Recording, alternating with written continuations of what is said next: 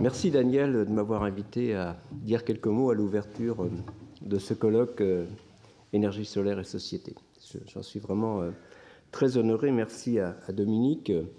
Donc quelques mots sur l'urgence climatique, l'urgence énergétique. Oui, c'est vrai, au regard des derniers rapports du GIEC et de toute cette histoire du GIEC, de ces 30 ans d'alerte, ou 40 ans d'alerte, depuis le rapport Charnay en 79, voilà. Donc, d'abord, la réalité du réchauffement climatique. Donc, les 7 dernières années ont été les 7 années les plus chaudes que nous ayons connues depuis 150 ans.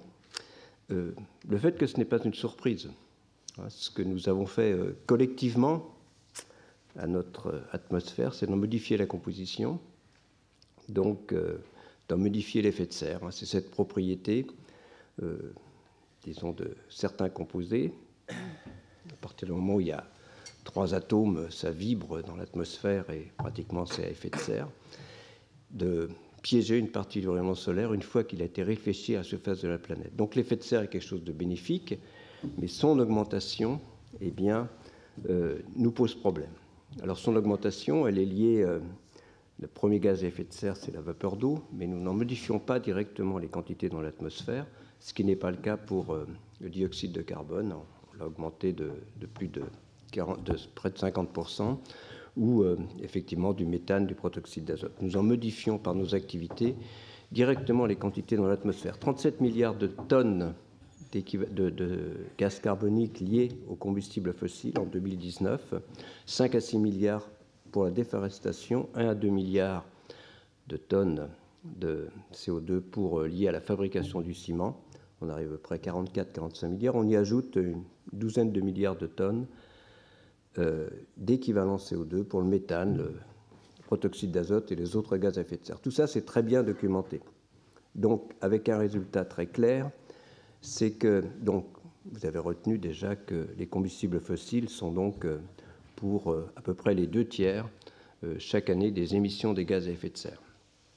Et avec un résultat très clair, c'est qu'on a augmenté le chauffage, effectivement la quantité d'énergie disponible pour assurer l'équilibre thermodynamique de l'atmosphère, de l'océan de surface, voilà, de tout ce qui interagit thermodynamiquement avec l'atmosphère, donc les surfaces continentales et les glaces polaires. Donc cette augmentation est d'à peu près 1%. Disons, c'est ce 1% qui est à l'origine du réchauffement que nous vivons. Mais surtout, l'essentiel de cette chaleur va dans l'océan, 93% vont dans l'océan, et là, le diagnostic est très clair.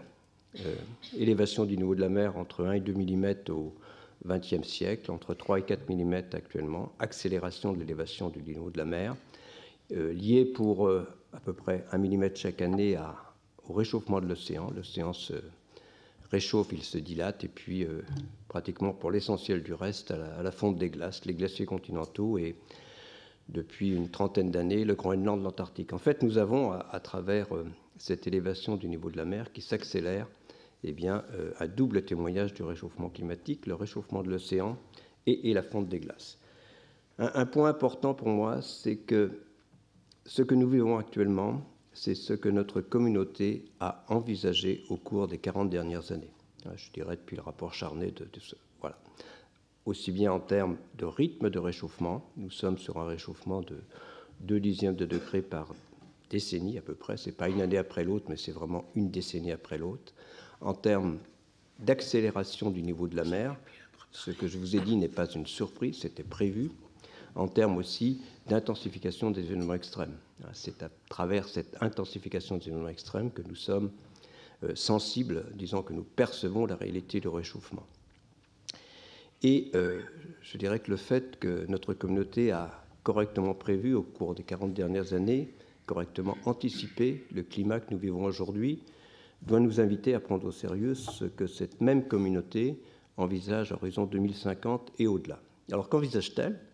Donc, eh bien, évidemment, c'est le bon sens. Comme l'effet de serre est à l'origine, disons, joue un rôle sur notre climat, plus on va émettre de gaz à effet de serre, plus on va, disons, vers des réchauffements importants. Et cela, eh bien, on le quantifie à partir de scénarios. Il faut faire des hypothèses sur les émissions des gaz à effet de serre. Dans le dernier rapport du GIEC, il y a 5 scénarios, donc 2 scénarios émetteurs, 2 scénarios sobres, un scénario intermédiaire. Alors, disons, prenons les scénarios émetteurs. Disons, donc, quelles sont ces conséquences, justement? Eh bien, on va les dire dans les scénarios émetteurs, 4 à 5 degrés à la fin du siècle d'augmentation moyenne, avec des conséquences sur les événements extrêmes qui vont continuer à s'intensifier, sur l'océan, avec l'acidification des océans qui, disons, l'océan risquerait d'être 2 fois plus acide à la fin du XXIe siècle qu'au début du XXe siècle, avec des conséquences en particulier sur toute la vie océanique. Les récifs coralliens risquent de disparaître d'ailleurs au-delà de 2 degrés. Des conséquences sur l'élévation du niveau de la mer. Voilà, on parle dans ces cas-là jusqu'à 1 mètre à la fin du siècle, peut-être plus, avec un risque de déstabilisation d'une partie de l'Antarctique de l'Ouest qui ne peut pas être exclue. Voilà, donc des conséquences sur nos sociétés, des conséquences sur la nature qui nous entoure. En fait, je ne vais pas passer trop de temps sur ces conséquences parce que, voilà, ne rien faire n'est pas la solution. C'est très clair. Donc, alors ça, nous le savons depuis le début, depuis, bien sûr, je dirais depuis Charnay, nous disons qu'il faut diminuer les émissions de gaz à effet de serre si on veut stabiliser le climat. Il faut bien comprendre que la neutralité carbone, eh bien, l'inverse de la neutralité carbone dont nous allons parler, c'est accepter l'idée que l'effet de serre continue à augmenter indéfiniment. Donc ça, c'est, enfin, du point de vue du climatologue, inacceptable. Alors, où en sommes-nous actuellement? Nous sommes plutôt avec les engagements de l'accord de Paris, s'ils sont tenus, je dirais, sur le scénario intermédiaire qui nous emmène vers 3 degrés, peut-être un peu moins, à la fin du XXe siècle. C'est beaucoup trop par rapport à ce qu'il faudrait pour que les jeunes d'aujourd'hui puissent s'adapter sans trop de difficultés au réchauffement climatique. Pour qu'ils puissent le faire, il faudra vraiment limiter à 1,5 degré, en tout cas certainement à 2 degrés, pour que l'adaptation reste possible. Voilà, et sans trop de difficultés. Plus on s'en éloignera, plus cette adaptation sera difficile, avec des conséquences dans tous les domaines, disons, autour de nous, et bien sûr notre humanité, mais aussi la nature qui nous entoure. Donc, c'est là où nous en sommes, et bien sûr, nous avons maintenant, j'adhère complètement à cette idée qui a évolué au cours des 6 dernières années, donc depuis l'accord de Paris, limité à 2 degrés, voire 1,5 degré, et nous sommes progressivement passés de ces 2 degrés à 1,5 degré, limité à 1,5 degré par rapport au prix industriel, nous avons déjà pris 1 degré, et disons, j'adhère à cet objectif auquel est associée une neutralité carbone à horizon 2050. Ça, ce n'était pas inscrit dans l'accord de Paris. Dans l'accord de Paris, eh bien, on parlait de 2 degrés de neutralité dans la deuxième partie du XXIe siècle. Là, on parle maintenant de neutralité carbone à horizon 2050. Alors, cette neutralité carbone à horizon 2050, elle a été, je dirais, formalisée dans le rapport 1.5 en 2018 et confirmée dans le rapport paru l'an dernier du groupe 1 et du groupe 3 d'ailleurs, disons maintenant il y a quelques jours. Et disons, pour la réussir, c'est un véritable défi. Il faut bien comprendre que c'est 37 milliards de tonnes de CO2 que nous émettons, que les combustibles fossiles émettent chaque année, autour de 30, disons, entre 35 et 40 sur les années récentes. Eh bien, il faut réussir à s'en libérer. Et c'est vrai qu'aller vers une neutralité carbone, c'est aller vers une neutralité carbone peut-être en premier lieu de la production énergétique. Alors, on parlera de beaucoup de choses après dans l'utilisation, bien sûr, il faut aussi, je crois, de l'efficacité énergétique, de la sobriété. L'efficacité énergétique, c'est faire les mêmes choses avec moins d'énergie, c'est moins. La sobriété, c'est un peu regarder ce que l'on fait. Mais le point de départ, c'est évidemment de rendre notre énergie sobre en carbone. Et là, eh bien, je crois que le dernier rapport du GIEC, celui, disons, paru maintenant il y a 15 jours, est un véritable plaidoyer pour les énergies renouvelables. Donc, elle est un plaidoyer d'abord avec un constat très clair, c'est qu'entre 2010 et 2020, le coût des énergies renouvelables, je sais que vous en discuterez aujourd'hui, bien sûr, a diminué, enfin le coût du solaire, alors on va pas, non, le coût du solaire photovoltaïque dont on parle aujourd'hui plus a diminué de 85% à l'échelle planétaire sur 10 ans, à peu près divisé par 2 pour l'éolien. Le coût des batteries également a diminué de 85%. C'est à prendre en compte évidemment dans la dynamique de développement de l'énergie solaire. Alors, cette dynamique, elle est effectivement là. Elle est là, disons, au cours des 5 dernières années, il y a une augmentation de 20% alors plus globalement des énergies sobres en carbone. Voilà, et donc avec, par exemple, alors je parle toujours au niveau planétaire, pratiquement un triplement, disons, il y a 3 fois plus d'énergie photovoltaïque qu'il y a 10 ans maintenant. Disons, non, ça c'est même entre 2013 et 2018, vous voyez. Alors, où va-t-on? C'est intéressant de le regarder d'abord, quel est le potentiel dans ce rapport disons, d'il y a 15 jours. Il y a vraiment une figure extrêmement intéressante qui montre le potentiel des différentes énergies en termes de participation à cette marche vers la société sobre en carbone. Eh bien, ça pourrait être donc je redis le chiffre, c'est plutôt 37 milliards de tonnes de CO2 liées aux fossiles.